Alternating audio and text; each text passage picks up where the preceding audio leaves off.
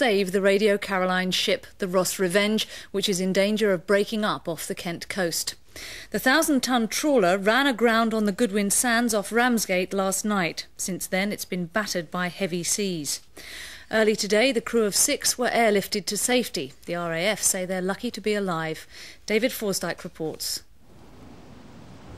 The 5 men and 1 woman crew from Radio Caroline.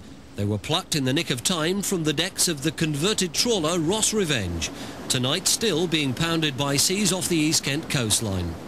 The ship had been battered all night. The crew hadn't been aware that their anchor chain had been snapped.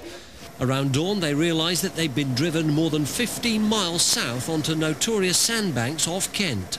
There was an enormous lurch. In fact, we were all thrown out of our beds and flung into the air.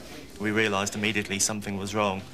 Got dressed, everybody was on the bridge in their life jackets within about 2 minutes.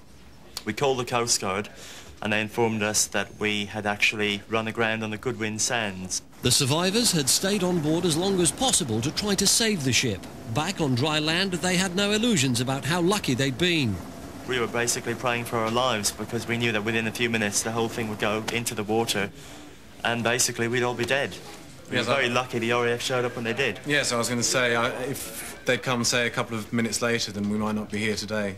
The seas around the Ross Revenge were so rough that the Ramsgate lifeboat and its 7-man crew were thrown onto the sandbanks themselves as they attempted to take off the Caroline's crew.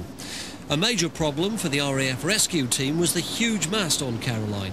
As water poured into cabins and the ship began to roll, the aerials sliced through the air around the rescue helicopter. It was certainly dangerous for the winchman going down because obviously once he leaves the aircraft, the wind affects him flying below the aeroplane.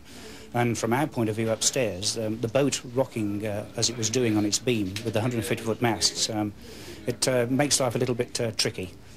Caroline stopped transmitting in April after the 1990 Broadcasting Act, which threatened to jail anybody who worked for them.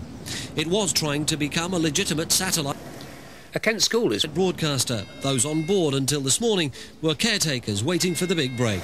Staff say the loss of the Revenge won't hamper their long-term plans. They say Caroline will be back. David Forsdyke, Coast to Coast, RAF Manston.